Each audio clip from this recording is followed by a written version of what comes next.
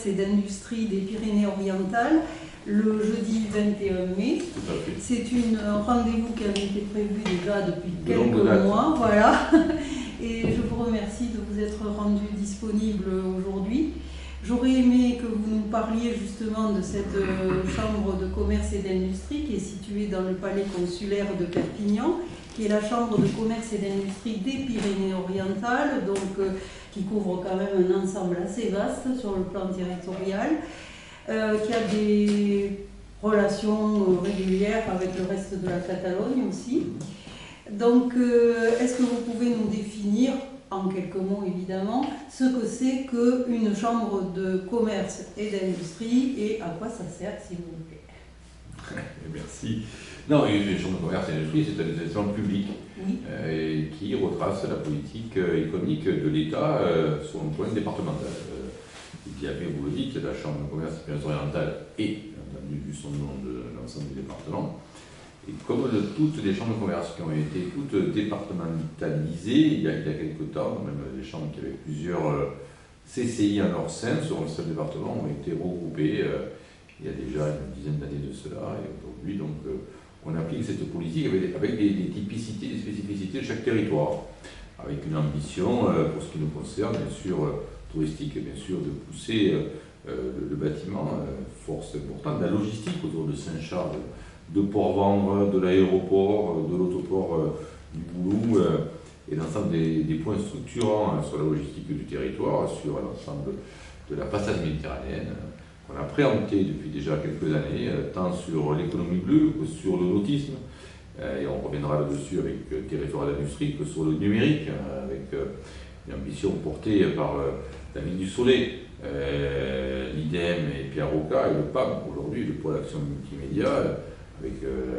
aussi une ambition historique des MIRIR, aujourd'hui transférée au CNAM, de l'université, bien entendu de l'école 42, et les grandes entreprises autour du label French Tech qui se sont créées, et que l'on accompagne également, dans la Chambre de commerce. Elle a ce rôle de pouvoir, un rôle établi en partie, donc je vous dis, par l'État, sur des missions régaliennes au niveau de l'économie, et puis de jouer avec les 42 élus que nous sommes, 41 aujourd'hui, la typicité du territoire et d'agir en fonction des lignes métiers et des besoins pour accompagner, impulser, dynamiser, coordonner, faire savoir et faire valoir l'ensemble des ambitions des chefs et chefs d'entreprise du territoire. Alors, les points forts des Pyrénées-Orientales aujourd'hui, ça serait quel grand domaine?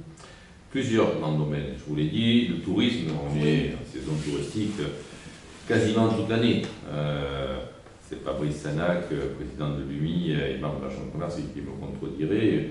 Une saison sur l'ensemble du territoire liée à l'été, à la météo, de fin mars à fin octobre, une saison à la montagne qui commence fin novembre jusqu'à fin mars, mais aussi qui est la montagne qui s'est ouverte aux destinations estivales grandement, avec tourisme vert, avec beaucoup d'investissements qui ont été portés par les collectivités, par les délégataires, pour pouvoir donner une attractivité supplémentaire à ce beauté de la montagne. Donc bien sûr, sur le tourisme en grande partie, avec des investissements sur les campings, sur les hôtels, sur les restaurants qui ont été récemment, avec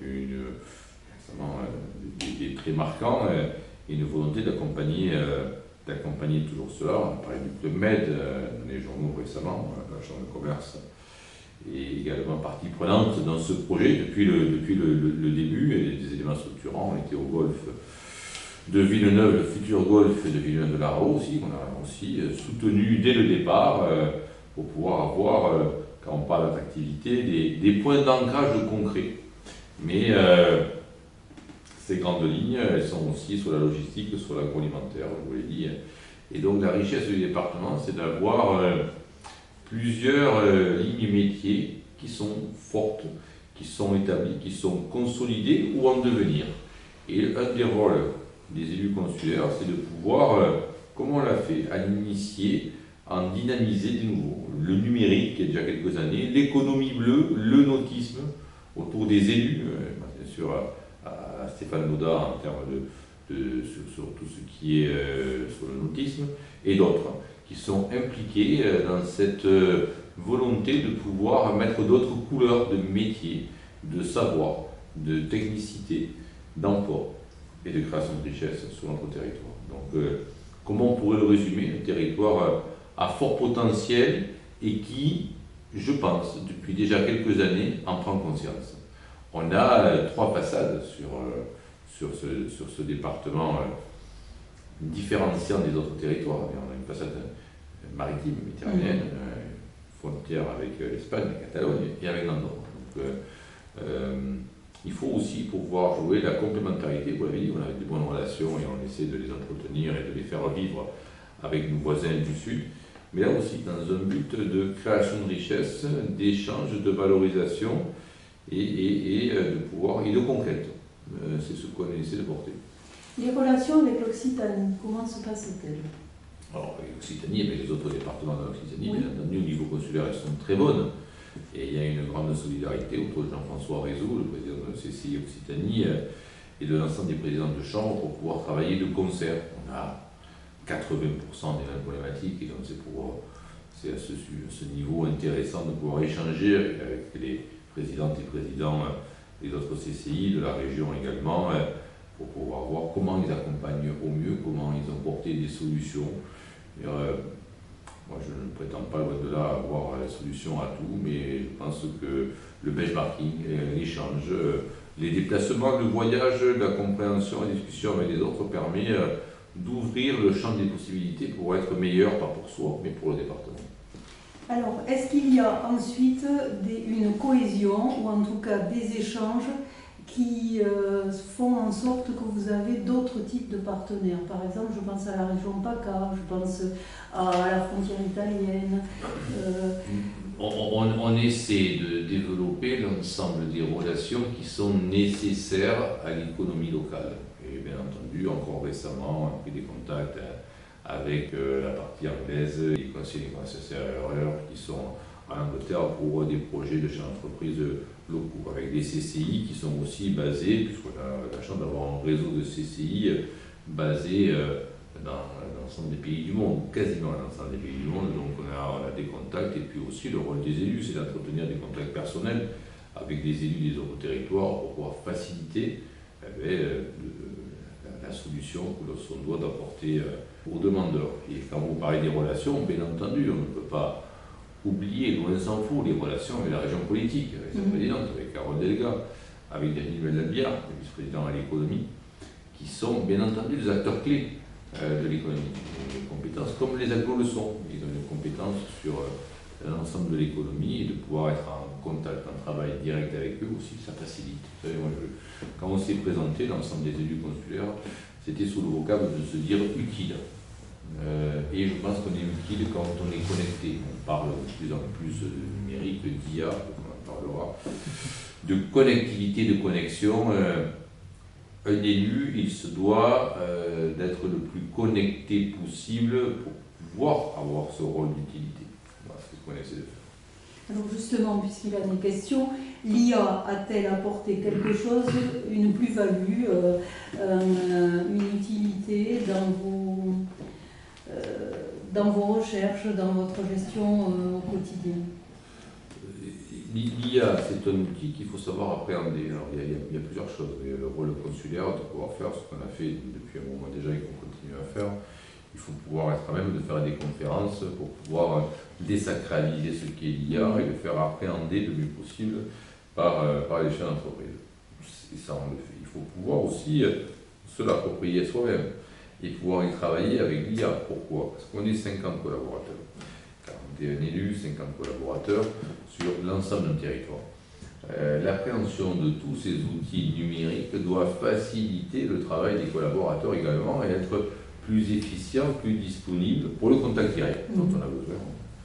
On l'avait dit à la sortie du Covid, et heureusement c'est toujours de mise aujourd'hui, on a besoin de ça. Et il faut savoir scaler, il faut savoir se servir de ces outils numériques pour pouvoir être le plus disponible possible. Et et rendre le meilleur service dans le domaine qui nous est demandé. Alors, qui apporte des informations en plus ou des lignes peut-être de réflexion, mais qui n'empêchent pas ensuite l'indépendance de la décision? C'est ce que je prône. Et l'indépendance de la décision, malheureusement, ça, je ne suis pas maître. On essaie de donner des clés pour pouvoir s'approprier au mieux l'outil. Moi, je fais partie d'une génération qui se dit que le libre arbitre est fondamental et que l'outil est une aide, mais une aide à la décision, qui ne doit pas être la décision. Après, qui appartient à votre intelligence personnelle de la situation. C'est ce que je souhaite développer. Bon. Alors ensuite, est-ce qu'il y a dans votre parcours actuellement des exemples déterminants, c'est-à-dire des choses qui ont pu servir de modèle ou sur lesquelles on peut s'appuyer? À quel niveau? Par rapport au projet, est-ce qu'il y a des personnalités qui vous ont impacté, des influences qui vous semblent positives et que vous aimeriez continuer de suivre? Oui, bien sûr, les influences. Moi, je suis la présidence de la Chambre de commerce depuis 4 ans et demi. Bien sûr, l'ensemble des présidents que j'ai pu connaître m'ont tous influencé parce que j'ai pu les connaître en exercice et j'essaie de me souvenir, de pouvoir voir l'ensemble des actions et de prendre le meilleur de chacun, bien sûr, de Jacques Farand à Bernard Fourcade, en passant par Jean-Pierre Navarro, avec Guy Lormand, avec Guy Fourcade, que j'ai moins connu, mais que j'avais rencontré en son temps. Bien entendu, je pense qu'ils ont tous des compétences et qu'ils ont tous eu cette vocation à porter une partie de l'économie. J'essaie de m'inspirer de leur meilleur moment, de la meilleure énergie qu'ils ont pu y donner. Et bien entendu, je crois qu'à ce niveau-là, l'ensemble des rencontres avec les chefs d'entreprise vous nourrit. Je crois que d'avoir un rôle d'élu, quel qu'il soit, c'est une chance. C'est une chance pour pouvoir y porter ses idées, les transformer, les faire vivre, mais aussi de s'imprégner de l'expérience de tous les chefs d'entreprise que j'ai la possibilité, par ces fonctions, de rencontrer. Je pense que c'est la difficulté, si je commence à en citer un, il faudra y rester quand même quelques heures, parce que je ne veux pas l'oublier. Et dans le département, on est fort de chefs d'entreprise visionnaires. Bon, je sors d'une famille d'entrepreneurs, dans le transport, mon arrière-grand-père. Voilà, je pense que si je peux en citer un, malheureusement il est décédé, mais Olivier Poncin est quelqu'un qui vous a marqué. Qui m'a marqué par sa vision, son courage, sa solidité, son abnégation au travail. Il y en a d'autres. Raymond Villavillain me marque tous les jours. Entreprise importante. Je ne veux pas rentrer dans le détail de l'ensemble des chefs d'entreprise. Ils sont nombreux, et j'essaie de prendre le meilleur de chacun pour pouvoir, moi, à titre personnel, m'en inspirer et essayer de le redonner aussi pour les autres. Je crois que dans mes missions d'élu, j'ai toujours essayé de travailler beaucoup avec la jeunesse, d'essayer de leur transmettre tout ce que j'ai reçu. J'ai beaucoup reçu et je voudrais essayer d'en faire ce peu, de redonner un peu ce sentiment de chef d'entreprise qui est fait de bons et de mauvais moments, qui est fait de beaucoup et nécessite beaucoup d'endurance, de beaucoup de résilience, de beaucoup de succès et des échecs.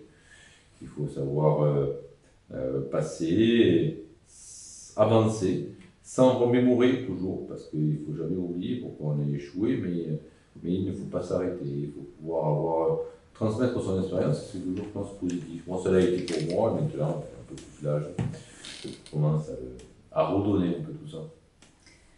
Donc une certaine philosophie de la carrière que vous continuez de mener avec le plus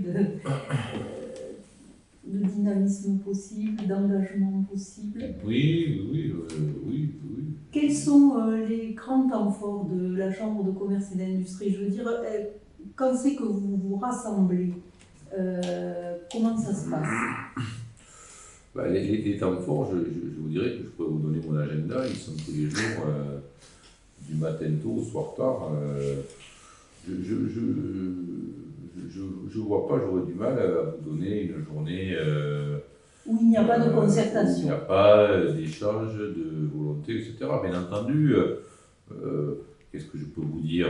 Là aussi, il y a tellement eu depuis 4 ans et demi, et avant, hein, ça fait une vingtaine d'années que je suis élu, côté de Bernard Fourcade, mais la présence 2 jours après de la présidente Carole Delega, après l'installation du président de chambre qui est venu nous décliner son programme économique, bien entendu, c'est un temps fort. Alors, on avait, de ma mémoire, jamais spécialement reçu une présidente de région en assemblée avec l'ensemble des élus.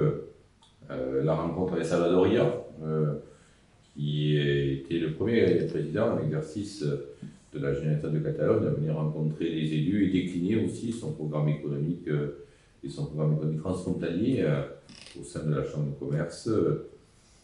Et j'en oublie beaucoup, mais je pense qu'on essaie tous les jours de pouvoir apporter quelque chose. Bon, ça, je suis hôtelier. La différence avec beaucoup d'autres métiers, c'est que l'hôtel, ça ne ferme jamais. L'entreprise, ils ferment le vendredi soir, d'autres qui ferment le samedi soir, beaucoup sont fermés le dimanche, d'autres sont fermés le lundi, certains ferment à 18h ou 19h, et moi c'est un métier où on ne ferme jamais. Et donc je pense que mon action aussi, elle est de se dire que tous les jours il faut en faire un peu, et qu'on consolide une action dans la durée. Voilà. Donc vous êtes à la fois président de la Chambre de commerce et d'industrie des PO et en même temps vous-même chef d'entreprise. C'est-à-dire que c'est une condition première pour être président de la Chambre de commerce, il faut pouvoir être chef d'entreprise avec un oriental. J'ai des sociétés internationales, j'en ai aussi dans d'autres pays. C'est une des conditions prépondérantes pour l'être. Ça rend la tâche un peu plus compliquée, parce qu'il faut pouvoir se dédoubler. Mais ça permet d'être aussi, je pense, au contact des réalités du terrain, au contact des réalités que l'on partage avec les autres entreprises. Ça permet aussi, quand on a la chance de pouvoir avoir des entreprises à l'étranger, de pouvoir voir ce qui se fait, pour accompagner, mesurer le dynamisme, pas uniquement dans les journaux ou dans les médias, mais de voir concrètement sur le terrain avec des vraies entreprises, des vraies personnalités, de pouvoir voir comment on peut prendre là aussi le meilleur de chaque territoire pour pouvoir le faire venir chez nous. C'est une difficulté, mais elle est inhérente je ne suis pas la seule à partager, elle est inhérente à tous les présidents de la Chambre de commerce, les présidents de la CC Occitanie, mon ami le président Valérie Crescenzo, CCI France, qui porte ô combien bien les couleurs de la CCI au niveau national. Voilà, c'est un choix. Quand vous savez, quand on est élu, on choisit de se faire élire. Essayer de faire une élection. C'est qu'on est d'accord sur le défi à relever. Bon, donc vous vous levez tôt, vous vous couchez tard, il y a des fois où vous êtes réveillé la nuit, et dans la journée, il n'y a pas beaucoup de moments de relâche. C'est ça qu'il faut comprendre quand même dans votre agenda personnel, c'est-à-dire que ça suppose quand même une bonne santé physique. Ça suppose et pas mal d'endurance. Ça suppose une endurance sans doute. Oui, mais je la partage avec, vous savez, la vie d'un chef d'entreprise, élu ou pas élu, c'est beaucoup d'endurance, beaucoup de résilience sur notre territoire. Comme sur le territoire national, on a vécu quand même toutes les crises, du Covid à l'énergie, à l'emploi, aux matières premières, à l'eau, contrairement à une grosse partie du territoire national. On a toujours trouvé des solutions, on a toujours essayé de sortir de ces crises plus fort que quand on est rentré.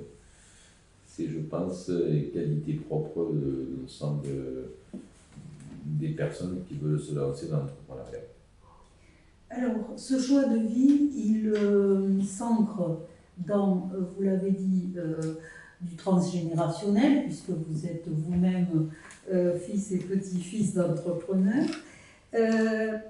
y a-t-il eu quand même, dans votre cas, des choix d'orientation pour en arriver là où vous êtes aujourd'hui dans ce bureau? Non, honnêtement, non. Moi j'ai été élu à la Chambre de commerce il y a plus de 20 ans, 24 ans, plus de 20 ans, aux côtés de Bernard Fourcade, voilà, qui a mené les présidences, les destinées de la Chambre de commerce pendant une vingtaine d'années. Et après, voilà, comme tout président, comme je fais moi les élus, il m'a donné des missions, j'essaie de remplir. Et le mandat suivant, il m'en a donné un peu plus, et j'ai fait 3 mandats à ses côtés. Et le dernier mandat, j'étais vice-président, et après il a arrêté. Je pensais logique de prétendre à lui succéder. C'est un engagement de longue durée. Je pense que c'est. La Chambre de commerce fera 150 ans en 2031. Je pense que c'est des vieilles maisons, c'est des belles maisons qu'il faut savoir respecter, qu'il faut savoir connaître. Il faut savoir donner du temps, de l'intérêt, non pas sur un temps court, mais sur un temps long. C'est ce que j'ai essayé de faire vis-à-vis de mon engagement. Alors diriez-vous quand même qu'au départ il y a une vocation? C'est parce que vous êtes... Non, mais je pense qu'il y a une vocation. Non, pas du tout. Je pense que sans doute qu'il y a une vocation, et après la vocation, elle est aidée, elle est entraînée par les rencontres, par les échanges, par l'écoute quand on est plus jeune que les plus expérimentés vous donnent, par les conseils également, par l'entrain et les encouragements, et après par la volonté de transmettre. D'accord. Mais vous étiez perméable, tout ça quand même. Ah, je pense que vous êtes laissé quand même aussi. Avec plaisir, je pense que je le suis encore. Guidé, façonné. D'accord. Est-ce qu'il y a des passions qui vous animent? Oui, vous faites des passions personnelles. Oui, toujours, je pense, la lecture, la marche, la montagne. Qui permettent de se ressourcer, oui, c'est partie des choses. De continuer de s'instruire aussi, de se cultiver. Oui, ou de penser, ou de ne pas penser d'ailleurs. Alors justement, peut-être que ça a un lien avec votre choix d'orienter maintenant la Chambre de commerce et d'industrie vers des actions culturelles, ou en tout cas de les favoriser. Oui, je pense qu'elle a toujours été présente. Si on regarde l'ensemble du patrimoine consulaire, il y a tous les présidents ont apporté leur touche sur ce domaine culturel. Je crois qu'aussi il faut voir un rapport quand même très clair et historique qui ne vient pas de Perpignan. On pourrait parler de Laurent de Médicis, on pourrait parler de l'ensemble du Moyen-Âge, du bas et du moyen et du haut Moyen-Âge, de la Renaissance, l'ensemble des territoires qui ont eu des expansions économiques, l'ont eu en même temps qu'une expansion philosophique et culturelle. Dans l'histoire, il n'y a pas un territoire qui a été en conquête économique sans avoir une inspiration à l'art, à la culture, à la philosophie, à la pensée. Et donc, je pense que ça va tout à fait de pair. Et un territoire qui se veut territoire dynamique doit l'être sur l'ensemble de la palette de la pensée entrepreneuriale, culturelle et autres. Et donc, ça a déjà été fait, je pense. Et cette volonté de pouvoir ouvrir le palais consulaire aussi, ça vient aussi de la volonté de faire découvrir ce bâtiment typique art moderne, de faire rentrer un maximum de personnes. Je pense qu'il s'y prête bien, parce que tous les Perpignanais des Pyrénées-Orientales sont un jour passés devant ou à proximité. Parce que d'ouvrir les portes, c'est plutôt positif. Et l'ensemble de ce qui peut se passer d'un point de vue culturel vivant a toujours été apprécié, comme c'est apprécié qu'on continue. D'accord. Alors déjà aussi, on est dans un lieu assez magique, assez remarquable, qu'il faut entretenir. Parce que j'ai vu que vous vous occupiez aussi de travaux de restauration au fur et à mesure de certaines pièces, que ce n'était pas toujours facile de rester dans l'esprit du lieu, de trouver les bons artisans par rapport à tout ce qui qu'il faut préserver ici. On est accompagné par les bâtiments de France, on essaie de faire les choses bien, avec un état d'esprit qui sera la priorité de respecter les lieux. Oui. Voilà, un élu, il est dépositaire momentané de sa fonction. Du patrimoine. Et de sa fonction, et de la vie des collaborateurs, et de la vie future de la structure, et du patrimoine. Alors il faut entretenir tout, il faut faire les formations pour que les collaborateurs puissent monter en compétences et accompagner le mieux possible. Il faut apporter cette connaissance, cette envie aux nouveaux élus que j'ai reçus moi, que je retransmets.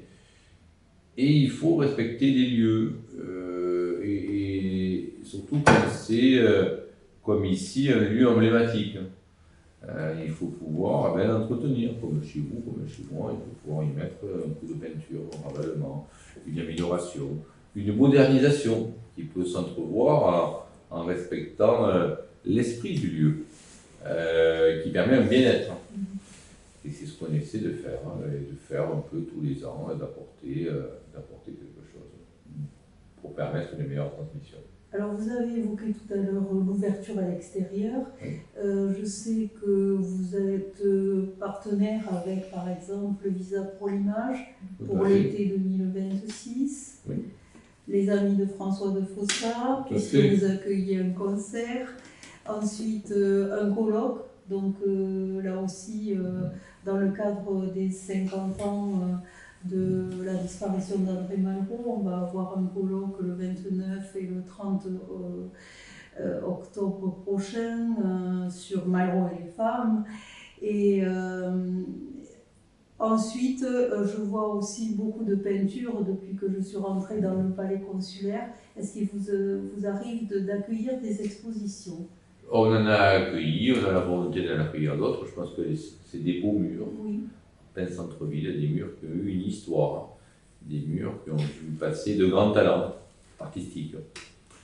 Et je pense que ces murs plaisent aux artistes.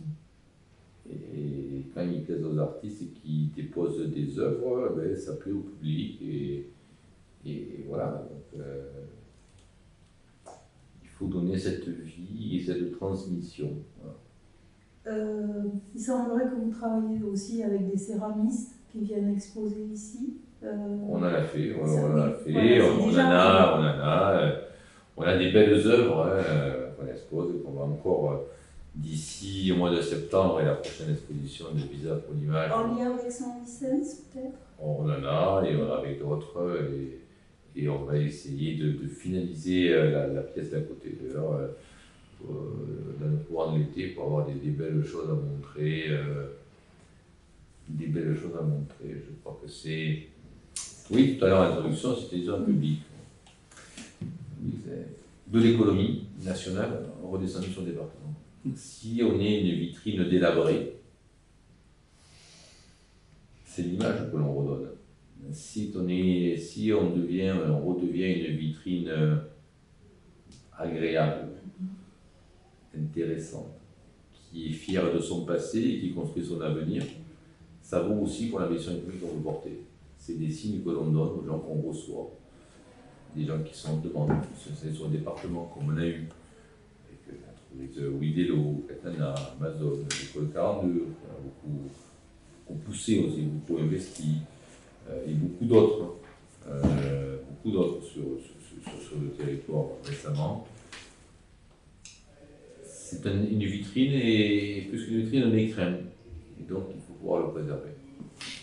Un lieu aussi d'échange, puisque c'est ce que nous sommes en train de faire aujourd'hui dans le cadre des rencontres du fauteuil. Non, mais bien sûr. Vous arrive-t-il de recevoir justement des émissions radio, des émissions télé, des moments où on partage un film et où il y a un débat à l'issue? Alors, tête du ciné-débat, je crois qu'on n'en a pas fait. Les cafés-concerts, on en a fait beaucoup. Les conférences, on en a fait beaucoup. Des dédications de livres, on en a fait beaucoup. Les expositions de peinture, on en a fait et on va en refaire. Voilà, on vous dit, l'emplacement fait que... C'est un carrefour culturel aussi. Il le faut. Bon. Est-ce qu'il y a un livre déterminant sur justement le palais consulaire? Est-ce que ça existe? Ah, mais Jean-Louis, c'est Guy Hoffman. Guy Hoffman a fait l'historique de la Chambre de commerce de 1881 aux années 90-92. Et j'attends, et je verrai, je l'espère, la suite de la part de mon prédécesseur Bernard Foucault, qui, je sais, est à sa table d'écriture pour écrire les années manquantes de cette histoire consulaire. Donc le début du XXIe siècle. Voilà. Faire donc on compte sur lui pour faire cette transition. Et ce sera, j'imagine, un livre illustré avec peut-être les nouvelles. Je ne manquerai pas, si ce livre aboutit, de lui proposer de venir le dédicacer au sein de la Chambre de commerce et d'industrie. Bon. Alors ensuite, aujourd'hui, donc, en dehors de cette ouverture culturelle et des enjeux économiques avec vos partenaires, est-ce que vous avez une ligne d'horizon qui encore apporterait un autre enjeu, un autre challenge? Non, moi, je vous l'ai dit tout à l'heure, ma ligne d'horizon, c'est de pouvoir avoir un usage au maximum des potentialités du territoire. On a les passages maritimes, on a l'industrie, on n'a pas préparé. Pas le tourisme, de la logistique, bien sûr, les Saint-Charles, l'agroalimentaire. Mais l'industrie, 16 000 emplois sur le territoire, tout confondu. Marketing industrie. On n'a pas une grosse usine de 15 000 salariés plantée en plein milieu de la plaine. Oui, c'est pas Rhône-Alpes. Voilà. C'est pas Sochaux non plus. Mais c'est disséminé de la vallée du Tech avec Arjowiggins, avec Gans Bouchage, à la vallée de la Tête, à la vallée de la Glie. Il y a de l'industrie de pointe et des leaders mondiaux. Je dis Stérimel, Diant, c'est moi. Katana ou Inelo dans un autre domaine. Bon, j'avais là, je vous l'ai dit, Ceram aussi. Et là aussi, j'en oublie, je me ferai engueuler, j'en oublie beaucoup dans l'agroalimentaire, avec mon filerie du Tech, dans le recyclage des déchets du bâtiment, et la volonté de l'entreprise de Baïs et toute l'innovation qu'elle porte. On a des leaders. On a République Technologie sur un lisière de Saint-Charles, on en a beaucoup. Un objectif dépassé à terme de 3-4 ans, la barre symbolique pour le territoire des 20 000 emplois industriels, ça serait un bon signal. D'avoir une économie forte sur beaucoup de lignes. Et équilibrée. Et pérenne. Alors justement, quelles sont vos sources de joie ou de gratitude pendant ces années où vous avez été président, et qui ne sont pas terminées bien sûr, mais est-ce que vous avez un ou deux souvenirs comme ça, soit à l'occasion d'une inauguration, soit à l'occasion d'un lancement de projet? Oui, il y en a beaucoup. Il y en a beaucoup. Là aussi, là, c'est des questions. Ce matin, la pose de la première pierre du golfe de Villeneuve-la-Haut est une source de contentement. Parce qu'on s'était investi au moment donné où c'était le plus compliqué. On avait pris la parole consulaire, mais avec l'ensemble des partenaires, le MEDEF, la CPME, la FNAIM, la Fédération du bâtiment, l'UMI, pour pouvoir défendre ce projet structurant. Aujourd'hui, on a mis la première pierre, ça c'est valorisant. Ça y est, c'est l'aventure de l'école 42, le jour où on a eu OK, on vient, ça fait 2 ans qu'on portait le projet, c'est valorisant. La confirmation du développement de Katana sur le territoire, c'est valorisant. L'arrivée d'une prochaine entreprise, une entreprise qui se passe bien, une idée qui est portée, un courrier de la région qui valide une demande de fonds FEDER pour une entreprise locale. Ça fait partie des bons moments. Ils sont souvent ces bons moments on ne les trouve que dans les dossiers sur lesquels on a beaucoup lutté, on a beaucoup passé de temps. Vous savez, c'est comme dans la vie. Plus on passe du temps à lutter pour obtenir quelque chose, plus le moment où on l'obtient est valorisant et enthousiasmant et enrichissant. Voilà. Et sur notre territoire, je vous l'ai dit tout à l'heure, un territoire résilient de lutte. Donc l'aboutissement est toujours un bon moment. D'accord.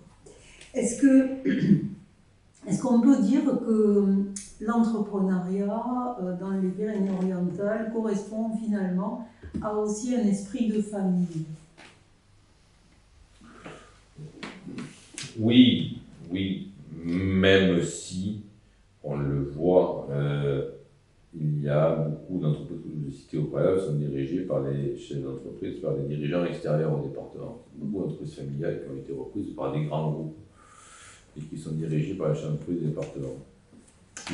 Extérieur au département. C'est un lapsus qui est révélateur. Je dis du département parce qu'aujourd'hui, ils sont tous inscrits, ils sont tous motivés, investis sur le territoire. Ça fait partie aussi d'un rôle consulaire de pouvoir faire matcher une compétence qui nous vient de l'étranger, qui nous vient de notre département, et lui faire adopter notre culture, notre façon d'être, et qu'il soit pérenne et satisfait dans sa mission qu'il a localement. Je pense bien sûr aussi à Enso, filiale du groupe Legrand, qui fait une très belle entreprise avec plusieurs dizaines de salariés aussi sur le territoire. Il y en a beaucoup. Pour l'arrivée de la fruitière sur Port-Vendre, et la reprise derrière la chambre de commerce d'ailleurs, de la gestion professionnelle de ce port, des investissements massifs. Il y a beaucoup de choses. Le jour où on aura compris, qu'on aura appréhendé l'ensemble des richesses et du potentiel que l'on a, ce sera la source de satisfaction ultime. Super. Alors justement, par rapport à tout ce que nous avons évoqué aujourd'hui, qu'aimeriez-vous rajouter ou qu'on aurait pu oublier Je suis positif dans l'ensemble des satisfactions. Quand je vois l'engagement des chefs d'entreprise qui ont 25-35 ans, leur engagement fort pour un territoire, je trouve que l'ère du temps est un engagement entrepreneurial. Je trouve que ça fait partie des richesses du territoire. Et là aussi, il faut qu'on a la chance d'avoir une génération de jeunes chefs d'entreprise, du commerce à la restauration, au bar, à l'hôtellerie, à l'industrie, aux start-up, à la recherche, sur l'ensemble des métiers du territoire. Cette jeunesse, là aussi, moi j'y crois beaucoup, et je pense au côté de Xavier d'Anjou, qui est le premier de la Chambre, c'est ce qu'on essaie de pouvoir mettre en avant, Julien Bague, un Benoît Chatillon, un Jean, un Jérôme Weiss, une Leila Mechterlin, Nicolas Gomari, aussi j'en oublie Pagaille. Ça aussi, je pense qu'il y aura beaucoup plus de matière vivante qu'à mon époque, qui sont prêts à donner de leur pertinence, de leur énergie, de leur temps.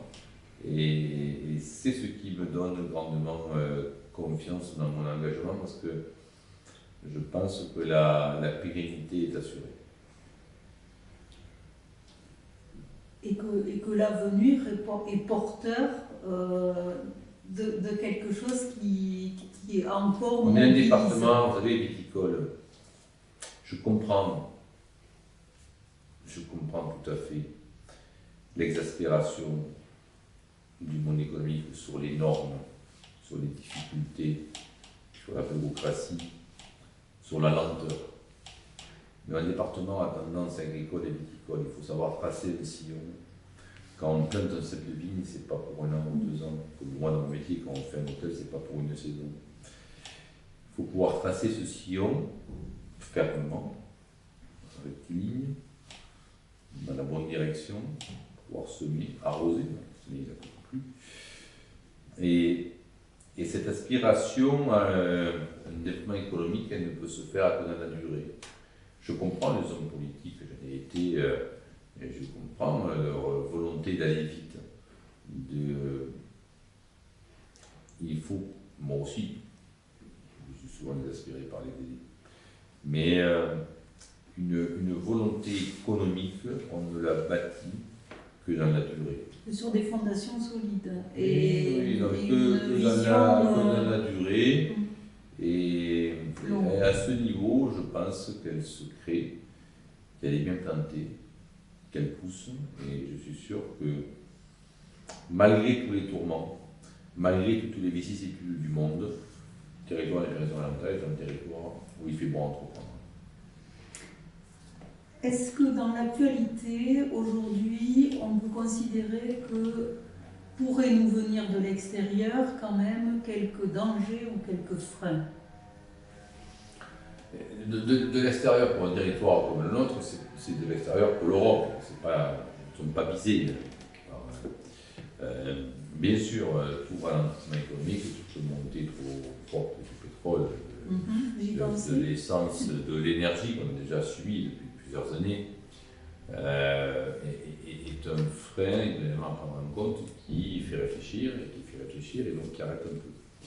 On a la chance d'avoir un territoire nouveau à baigner du soleil, donc le mix énergétique, la volonté de produire différemment, la volonté de pouvoir se servir de l'énergie de façon différente aussi dans notre sein. Et on a la capacité de pouvoir le faire.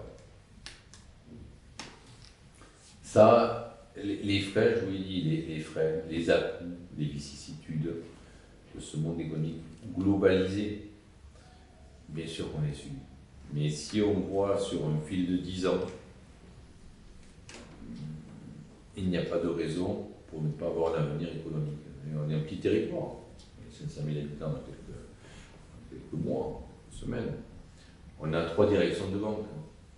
Une direction de banque agricole, de la BPS, Banque Populaire du Sud, et de la BPI pour l'Aude et les PO. Tous les départements n'ont pas 3 directions de banque sur le territoire. Je vous l'ai dit tout à l'heure, j'ai pu y revenir. L'ensemble des entreprises industrielles de pointe et numéro 1, 2, 3 mondiales. Tous les départements de notre taille n'ont pas ce genre d'entreprise qui travaille dans le monde entier. Très peu de départements ou de territoires ont ces 3 façades que je vous ai décrites tout à l'heure, ont ces 2 saisonnalités qui se sont étalées de par la compétence des entreprises dans le tourisme qui font que les aides de saison deviennent des vraies ambitions, que le mois de décembre qui était généralement un peu moins difficile avec la volonté du maire du Barcarès, le village de Noël, mais qui a entraîné aussi d'autres ambitions sur Perpignan, sur Poney, sur Collioure, ailleurs. En fait, un mois de vraie attractivité.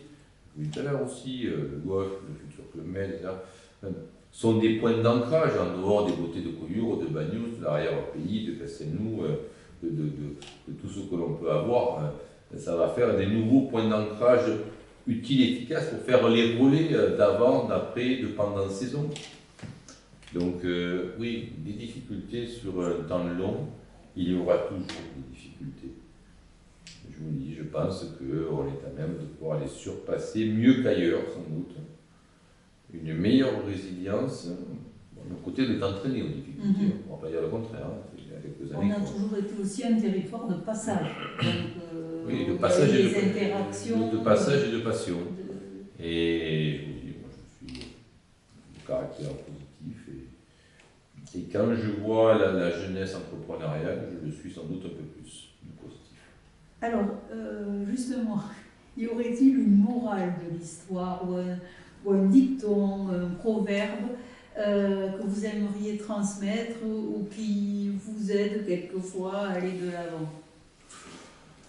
Non, c'est pas des citations, mais qui sont des citations qu'on retrouve dans beaucoup de discours qui ont une finalité économique. Je pense à beaucoup de rencontres qui m'ont sans doute façonné Et ce que je souhaite, c'est qu'on soit aussi perméable que moi aux rencontres, aux échanges, en gardant sa ligne de conduite, en gardant ses aspirations.